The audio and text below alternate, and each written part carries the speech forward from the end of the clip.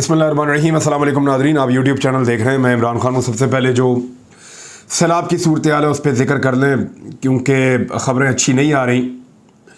बलूचिस्तान में तबाही की एक दास्तान है जो रकम हो गई है इस मरतबा सैलाब में, और अब जाकर इंतज़ामिया होश में आई है।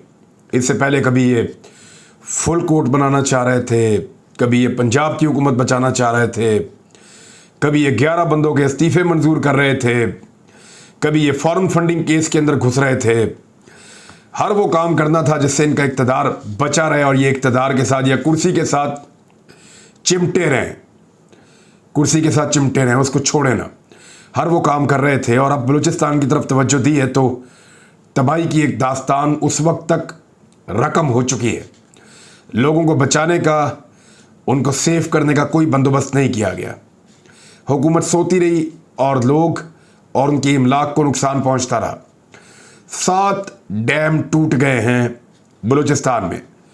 बैराजों में सैलाब की सूरत हाल है। सक्खर बैराज से मज़ीद लाशें बरामद हो रही हैं और अब तक की इतला के मुताबिक 130 से ज़ायद अफराद जाँ बहक हो चुके हैं।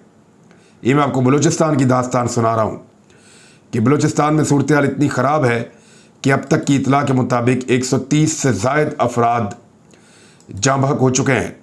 कुछ लोगों को कहना है कि 135 से ज़ायद हैं, लेकिन 130 से ज़ायद कन्फर्म हैं। और इस महीने में जो लाशें मिल रही हैं पानी में बहती हुई, ये मिसाल कभी माजी में ऐसे नहीं मिली और लगातार पानी बढ़ता चला जा रहा है। किसी जगह पे हुकूमत कोई पेशन गोई नहीं कर सकी, कहीं लोगों को ख़बरदार नहीं किया गया, कहीं लोगों को पहले से नकल मकानी नहीं करवाई गई। वो सारी चीज़ें जो आज से 10 साल पहले का, 20 साल पहले का पाकिस्तान करता था, इस इम्पोर्टेड सरकार ने ऐसी अफरा तफरी इस मुल्क में फैलाई है कि कुछ भी नहीं हो सका। Very unfortunate. मेरी अल्लाह से दुआ है कि अल्लाह ताला पाकिस्तानियों की और मेरे गरीब हम वतनों की हिफाजत करे। यहाँ की हुकूमतें इस काबिल नहीं हैं। ख़ास तौर पे जो हुकूमत अब बनी है, इस चोर रास्ते से आई है। इसकी कोई तवज्जो गरीब या उसकी जान, उसके माल या उसकी आबरू की हिफाजत के लिए नहीं है। ये सिर्फ अपने इक़्तिदार के लिए और अपने केसेस को ख़त्म करने के लिए आए हैं और उसी तरह से अपनी ज़िंदगी गुजार रहे हैं। अब आ जाए कुछ और ख़बरें हैं उनकी जानिब भी इमरान खान साहब ने, क्योंकि साथ साथ आपको पॉलिटिकल जो इन्फॉर्मेशन है वो भी आपको मुझे देनी है। इमरान खान साहब ने एक स्टेटमेंट दिया है और उस स्टेटमेंट ने एक नई बहस छेड़ दी है। इमरान खान साहब का ये कहना है कि पाकिस्तानी अपने आप को तैयार करें। ख़ास तौर पे उन्होंने पाकिस्तान तहरीक इंसाफ से कहा है कि आइंदा 6 से 8 हफ्तों में आम इंतखाबात का ऐलान हो सकता है। वज़ीर आला हाउस में अरकान असम्बली से उन्होंने मुलाकात की और उसकी जो अंदरूनी कहानी बाहर आई है उसके मुताबिक इमरान खान साहब ने कहा कि 6 से 8 हफ्ते के अंदर नए इंतखाबात के लिए तैयारी कर लें आप लोग, और आम इंतखाबात का बिगल बच सकता है, ऐलान हो सकता है 6 से 8 हफ्तों के अंदर। 6 से 8 हफ्ते अगर आप कहें तो इसका मतलब है 1.5 से 2 माह। 1.5 से 2 माह अगर आप शुरू करें तो आज 1 अगस्त है जब आप ये वीडियो सुन रहे हैं। 15 सितंबर से लेकर 30 सितंबर तक की इमरान खान साहब ने तारीख दी है। तो इसमें एक चीज़ बहुत इंपॉर्टेंट है, जो पाकिस्तान की सबसे अहम तकर्री होती है ना, यानी पाकिस्तान का जो सबसे ज़रूरी काम होता है वो पाकिस्तान के आर्मी चीफ की तैनाती होता है। इससे ज़्यादा ज़रूरी काम पाकिस्तान में और कोई नहीं होता। बाकी अगर हम कहते हैं कि कोई और ज़रूरी काम है तो हम झूठ बोलते हैं। पाकिस्तान में आम इंतखाबात इतने ज़रूरी नहीं होते। पाकिस्तान में बहुत बड़े बड़े काम जो है, बजट, बाकी चीज़ें, वो इतनी ज़रूरी नहीं होती जितना ज़रूरी एक आर्मी चीफ की तकर्री होती है। और ये बिल्कुल एक हकीकत है। वजह यह है कि ये पाकिस्तान का सबसे ताकतवर इंसान होता है, आर्मी चीफ, और इनके पास पाकिस्तान में वो इदारे की कमांड होती है जिसके ऊपर पाकिस्तान पूरा का पूरा खड़ा है। ये फ़ौज ना हो तो ये मुल्क रह ही नहीं सकता मेरे हिसाब में। तो जिस तरीके से ये मुल्क अब बन के डिज़ाइन हो गया है, फ़ौज और ये मुल्क एक दूसरे के लिए लाज़िम मलज़ूम है। इन हालात के अंदर तो मैं आपको यही कह सकता हूँ। तो उस इदारे के सरबराह का तकर्रुर जो है, जो वज़ीर आज़म से, और यानी वज़ीर आज़म तो आते जाते रहते हैं लेकिन आर्मी चीफ यहाँ पे रहते हैं और वो सस्टेन करते हैं। उनकी बाद औक़ात एक्सटेंशन हो जाती है, बाद औक़ात वो 3 साल के बाद रिटायर हो जाते हैं, लेकिन वो सस्टेन करते हैं, उनकी ताकत होती है। यानी जब वज़ीर आज़म की, वज़ीर ख़ारजा की, वज़ीर ख़जाना की सबकी बस हो जाती है तो फिर आर्मी चीफ ममालिक के साथ भी रब्ता करते हैं। पाकिस्तान के अंदर मामलात को हल करना हो तो वहाँ पे भी आर्मी चीफ और उनके साथी जो है वो कंसेंसस पैदा करते हैं।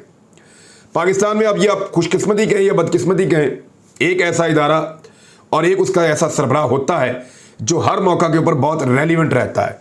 तो आर्मी चीफ की तैनाती से ज़्यादा इंपॉर्टेंट काम मेरी नज़र में, मेरी दानिश में, पाकिस्तान में कोई और नहीं हो सकता। तो क्या एक निगरान हुकूमत आर्मी चीफ की तैनाती कर सकती है? ज़रा तकनीकी बुनियादों पे इसको आप समझें। निगरान हुकूमत वैसे तो 2 महीने की होती है। अगर कोई असेंबली अपनी मुद्दत पूरी करे, यानी 5 साल पूरे करे, तो निगरान हुकूमत आएगी 2 महीने की। 60 दिन के बाद आम इंतखाबात होंगे और चंद दिनों में एक नई हुकूमत बन जाएगी। लेकिन अगर कोई हुकूमत अपनी मुद्दत पूरी ना करे और वक्त से पहले वो हुकूमत ख़त्म हो जाए, तो फिर निगरान हुकूमत जो आती है वो आती है 3 महीने के लिए, 90 दिन के लिए। उसके बाद वो 90 दिन के बाद इलेक्शन करवाते हैं और चंद दिनों में हुकूमत बन जाती है। अब ज़रा आप दिनों का अंदाज़ा कर लें कि इमरान खान साहब ने जो टाइम दिया है ये 15 सितंबर से शुरू होता है और सितंबर के आखिर तक जाता है, यानी आप कह लें 1 अक्टूबर तक। तो अगर 15 सितंबर को भी होगा, अगर इमरान खान के कहने के मुताबिक अगर 6 हफ्तों में असम्बलियाँ टूट जाती हैं और नए इंतखाबात का ऐलान हो जाता है 6 हफ्तों में, तो होगा क्या? 15 सितंबर में जल्द से जल्द भी होगा तो 15 सितंबर में होगा, 15 अक्टूबर, 15 नवंबर और 15 दिसंबर। आर्मी चीफ की तैनाती होनी है 29 नवंबर को।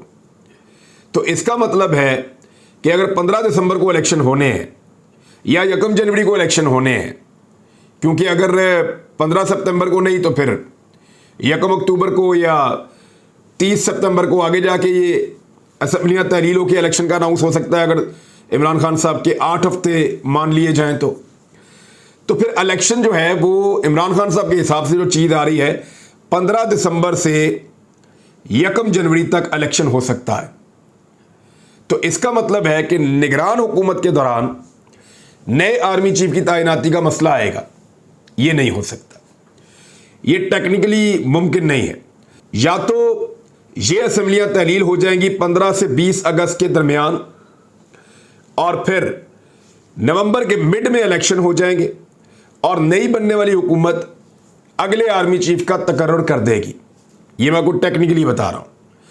या फिर ये असम्बलियाँ या ये जो वज़ीर आज़म है या ये जो सेटअप है ये नए आर्मी चीफ का तकर्रुर करेगा और उसके बाद असम्बलियाँ तहलील होंगी।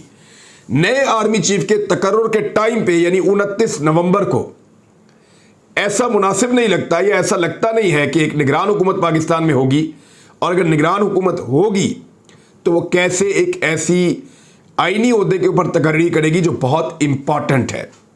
अच्छा, इसकी 1-2 चीज़ें और भी हैं। मैंने आज कुछ वकला से पूछा, मुझे कल तक जवाब मिलेगा। जो लोग कानून को, आइन को जानते हैं वो बताएंगे कि क्या कोई ऐसा सलूशन है कि पहले से एक फ़ैसला कर लिया जाए और वो उस तारीख को जाके इम्प्लीमेंट हो जाए, कंसेंसस के साथ एक फ़ैसला कर लिया जाए और 29 नवंबर को जाके इम्प्लीमेंट हो जाए। ये भी मैंने सवाल रखा हुआ है। एक सवाल ये है कि क्या ये मुमकिन है कि ये सारी पॉलिटिकल पार्टीज़ मिलकर एक ऐसी कानून साजी कर दें और एक रास्ता बना दें कि आर्मी चीफ का तकर्रुर आज के बाद खुद ब खुद हो जाया करे, यानी पहले से पता हो कि ये सबसे सीनियर है, ये आर्मी चीफ बन जाएंगे और वो जो ऑप्शंस वाला मामला है वो ख़त्म हो जाए। ये 2 सवालात हैं, ये मैंने रखे हैं जो आईनी माहिरीन है उनके सामने। कल तक मुझे इनके तसल्ली बख्श जब जवाबात मिल जाएंगे ये मैं आपके साथ शेयर करूँगा। लेकिन ये बड़ी अहम चीज़ है जो इमरान खान साहब ने कही, लेकिन उनके कहने के पीछे एक चीज़ तो समझ आ रही है कि इमरान खान साहब जो 6 से 8 हफ्ते की बात कर रहे हैं ना, इसका मतलब है क्योंकि 8 हफ्ते के अंदर ही वो इंतखाबात आने हैं जो 9 नशिस्तों के ऊपर होंगे। 9 नशिस्तें याद है ना आपको? 11 पे फारिग किया पाकिस्तान तहरीक इंसाफ के लोगों के इस्तीफे मंजूर करके। 2 मखसूस नशिस्तें हैं, वो ऑटोमेटिकली पाकिस्तान तहरीक इंसाफ की लिस्ट में से 2 खवातीन ऊपर आ जाएंगी। क्या वो खवातीन आएंगी?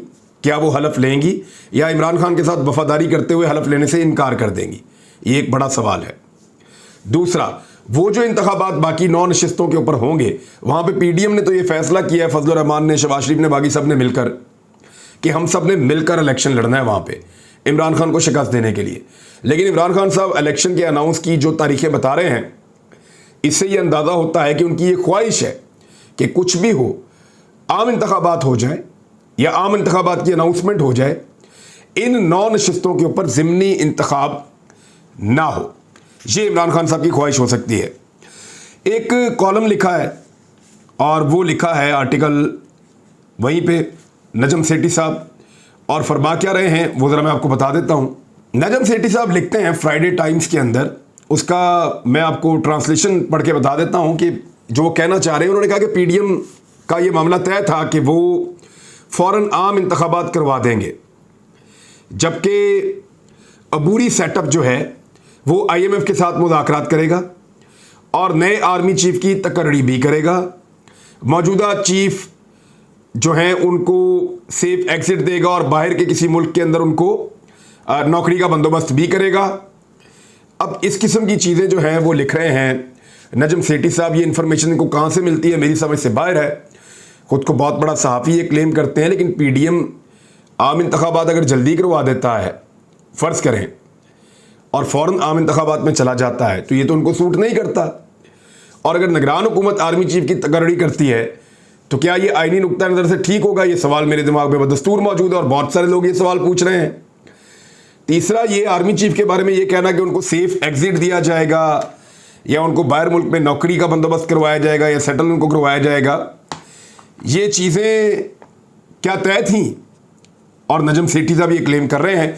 मेरे ख्याल में जिन लोगों ने मुझे गिरफ्तार करवाया था उनको चाहिए कि वो नजम सेठी साहब से इन सवालात का जवाब मांगे। अगर वो उनको देने के लिए राज़ी हों तो उनसे जवाबात लिए जा सकते हैं।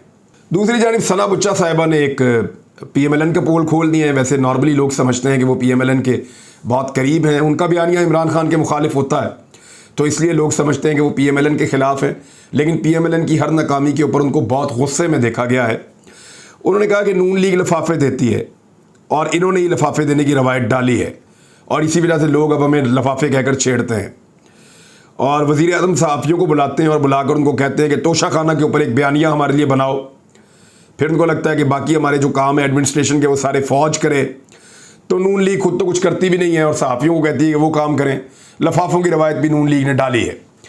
ये कोई और नहीं कह रहा, नून लीग के बयानिए के बहुत करीब रहने वाली सना बुच्चा साहिबा फरमा रही हैं। तो ये अब आपके सामने है। पेट्रोल की कीमत के ऊपर एक धोखा दिया है इस वक्त मौजूदा इंपोर्टेड सरकार ने। वो धोखा मैं आपके सामने रख देता हूँ। इन्होंने पेट्रोल की कीमत कम की है 3 रुपये और डीजल की कीमत बढ़ा दी है 9 रुपये, और उसको बयान ऐसे कर रहे हैं जैसे इन्होंने इस कौम के ऊपर कोई एहसान अजीम कर दिया है। यानी जिस तरीके से मिफ्ता इस्माइल ने इसको बयान किया है, वो लिखते हैं the government is able to decrease the price of petrol by ₹3 per liter. The price of diesel has, however, gone up by ₹8.95, यानी 9 रुपये फी लीटर।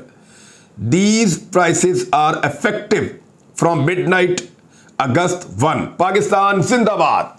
वाह वाह, इतनी बड़ी खुशखबरी सुनाई है मिफ्ता इस्माइल साहब ने कि पेट्रोल जो है वो 3 रुपये सस्ता हो गया है, और जो कम हुआ है वो गवर्नमेंट इस काबिल हुई है कि उसने कम किया है। जबकि डीजल 9 रुपये महंगा हो गया है, उसके बाद पाकिस्तान जिंदाबाद का उन्होंने नारा लगाया है। तो लोगों के ऊपर, पाकिस्तानियों के ऊपर ज़्यादा से ज़्यादा बोझ डालने की जो पॉलिसी है इस हुकूमत की, वो ये बदलने को तैयार नहीं है। दूसरी जानिब एक और बहुत बुरी खबर है, और वो खबर है अद्वियात की कीमतों में इजाफे के हवाले से। पाकिस्तान में अद्वियात को दोबारा महंगा कर दिया गया है, और अद्वियात की कीमतों में जो इजाफा हुआ है वो 21% का इजाफा किया गया है। ये ड्रग लॉयर फॉर्म जो है उन्होंने ये बताया है कि अद्वियात की कीमतों में फिर 21% इजाफा कर दिया गया है।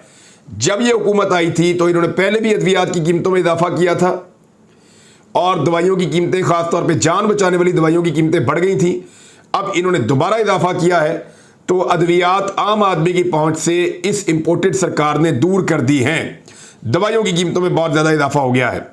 पेट्रोल का इजाफा मैंने आपको बता दिया है, और साथ ही साथ सिर्फ पेट्रोल में इजाफा नहीं किया, बल्कि एक खबर और भी है। हुकूमत ने आईएमएफ के मुतालबे पर लेवी जो है वो दुगनी कर दी है। यानी हुकूमत ने पेट्रोल पर लेवी 10 रुपए से बढ़ाकर 20 रुपए कर दी है, जबकि डीजल पर 5 रुपए से बढ़ाकर 10 रुपए कर दी है, मट्टी के तेल पर 5 से बढ़ाकर 10 रुपए कर दी है, जबकि लाइट डीजल पर 5 से बढ़ाकर 10 रुपए कर दी है। यह हुकूमत पाकिस्तान ने गरीबों का एहसास किए बगैर IMF के सामने एक मरतबा फिर घुटने टेक दिए हैं और मुतालबे पर लेवी दुगनी कर दी है। अब यह फैसला किसने किया है? ये तो मिफ्ता इस्माइल ने किया है ना। या ये भी डाल दो इमरान खान पर कि ये फैसला भी वो करके गया था आज से 3 साल पहले। अगर उसने 3 साल पहले ये फैसले किए थे तो 3 साल इस कौम को कैसे बचाया?